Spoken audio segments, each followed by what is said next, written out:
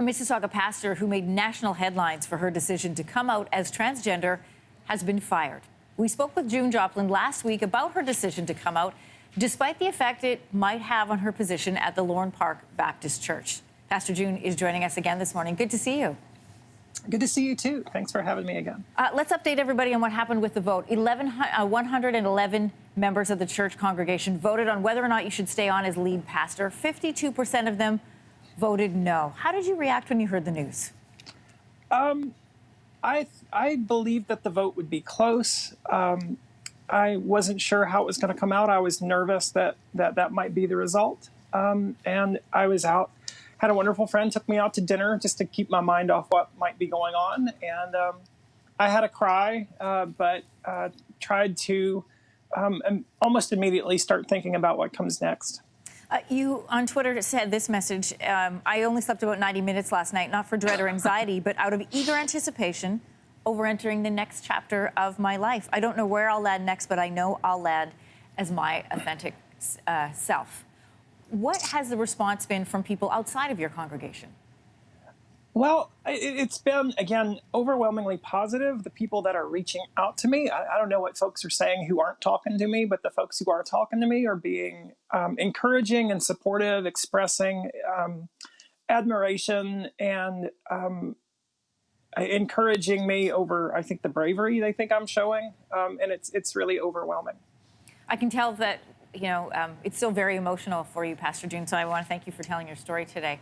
One of the things that I remembered from our interview last time is you said when you were 11, you were away at summer camp and you realized two things, that you wanted to go into ministry and that you felt female. Now, you haven't been able to preach since you came out more than a month ago. What have you learned in this time? Because you're not being able to express your passion for pastoring. Yeah, I felt really disconnected from the church, not just my local congregation, but it's been difficult to feel that we call it fellowship in church life. And that's been a kind of lifeblood for me ever since I was a child. And to be disconnected in that way has been difficult. There are people that I love a lot who maybe haven't come along with me on this journey, who I'm afraid I'll actually never hear from again. And that is kind of heartbreaking. I wish that some of those people were more eager to at least say, hey, let's talk about this, even if I didn't vote the way you wanted to. Let's talk anyway. Yeah, when you make that, they call it a calling, and when you make that choice in your life to shepherd and to lead people to all of a sudden be cut off from their lives and having input in their lives, I can't imagine how that must feel for you.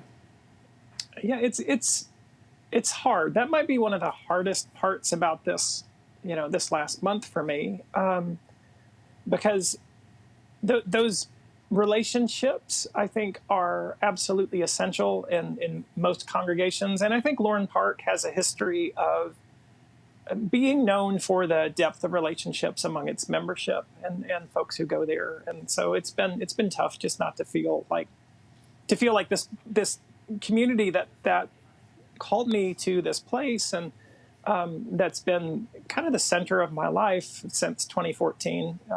It's hard to think about that's not the case anymore. I want to go back, Pastor June, to your tweet that says you're going to land as your authentic self. What does your next chapter look like? Oh, I wish I knew. I would love to continue to work in congregational ministry in some context.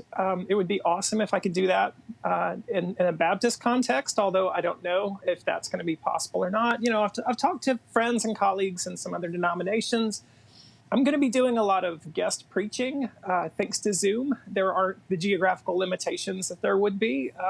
So this Sunday, I'm going to be preaching for a friend's church in New Orleans, the St. Charles Avenue Baptist Church. I've heard from friends in Boston. I heard from a rabbi in St. Louis that would like me to share a lesson with his congregation.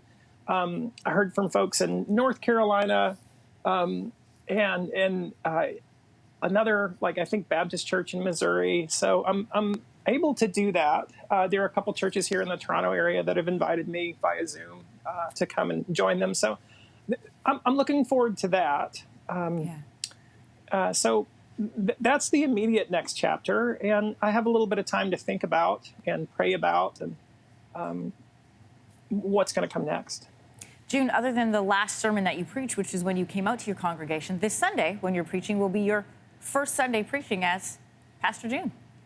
It sure will. I'm excited about that. I've been thinking a lot about it, and it's Wednesday, so I really should have started working on what I'm going to preach this Sunday by now, but I think I'm a little behind. I'm sure you've got a lot of great material and a lot of time still to work through it. Pastor June, thanks for updating us on your story, and we wish you all the best. Thank you for having me again. Take care. Thanks for watching. If you like this, be sure to subscribe here. And you can check out more Your Morning videos right here.